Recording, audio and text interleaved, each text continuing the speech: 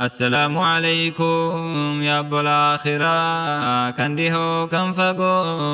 بياد الدارة كنو قيا هرا ولد بنيرا كنين نسمة كنديرا في شمرا قالتو ما سنين جدواهم درا والله سنين جال الدون النيقو درا كن يرقاك يا سنبرها قهو ربي يادك سام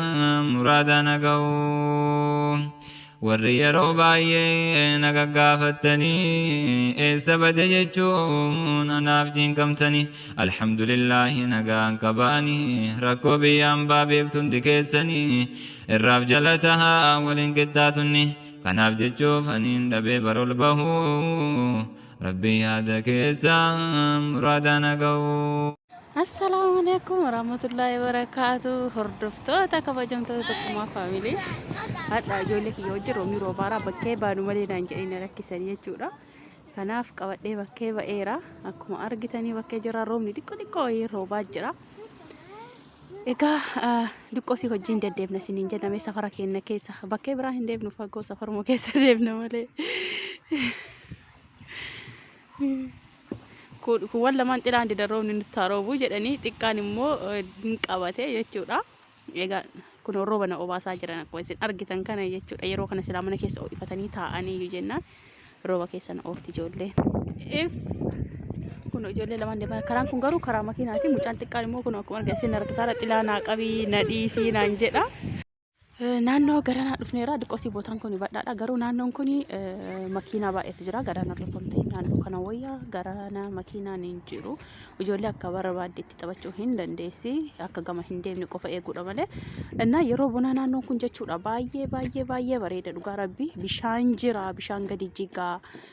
isinii mudhati taatee sorry wanti akka saree achi jirtu suni yeroo inni bishaan jissu osoo agartanii jechuudha yeroo bonaa inshallah isinii horaaba viidiyoo jechuudha ijoolleen kee kun asirra deemtee taphataa jirti kolbatti eegaa bakka kanatti xinqaaqee godhee dhugumaanii qalbii koo gorma isaanii godhee eega jechuudha maaliif darajatu jira darajaa sanirra baatee taphatti isa faana deemuu qaba baay'ee isinii horaabu bicuma takka isinii horaaba amma soo diqqootiin hojii turtii godhaa isiniin jechuu barbaadeetini kun xiqqaan illee darajaa ol beeraa xilatti immoo cufee jira amma roobni diqqoosi dhaabbateera durallee kun waan fiteessaati tiifuuti malee rooba hayiliidhaan roobu saniinti mucaan guddaan kunooti yaa maayini liibe haaloo qorra waan ta'eef jaakeettii caammaa boottii godhataniiranii hin kuftaa akkasii isaa wajji kun akkana lafa maraa oollaa isiniin jechuu jaalanna kun guddaan deemeera si dhaqqabu fiigaa jira kun immoo fagoo jira guddaan kolummattuu fedhii qaban qabu haa ta'u giddimaan manaa baasee dhugaa isa ijoollee lamaan tuni na rakkiftee jennaaniini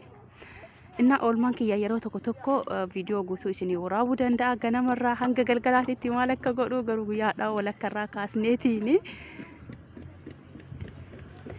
kuno xaana kennuuf dhafaara. Akka yeroo bonaa bakki deeman baay'eetu jira garuu yeroo qorraa kana yeroo roobaa kana garee deeman jiru qosi bootuma kana yoo badhina waan qabduuf ijoollee akka barbaadanii taphachiifachuu hin danda'ani qorri illee jiraate garuu diqqoosii haguma barbaade fiffiidde manatti hin galchitaa jechuudha. Isaaniif hin ga'u odoo guyyaa guutuullee asii isaa wajjin deemaa oolanii halkan guutuu yoo odoo deemanii bulanii ijoolleen taphaa fi deemsa hin quuftu dhugaa dubbachuudhaaf kowaasii kun achi fuudhanii ijoollee itti raafatee deemeera biraanatti fakkaate isaan taphataaran darbe keessatti እና akkana ijoollee wajjinii biyya ormaatitti ijoollee garri itti dhiisan hin jiru namni itti dhiisan hin jiru nama kennadhaan hin jiru ollaa bira naateettuun hin jiru maatimatu garum barbaade gara deemu hunda maatima qabatee deeman iddoo bashannanaa ta'ee iddoo taphaa ta'ee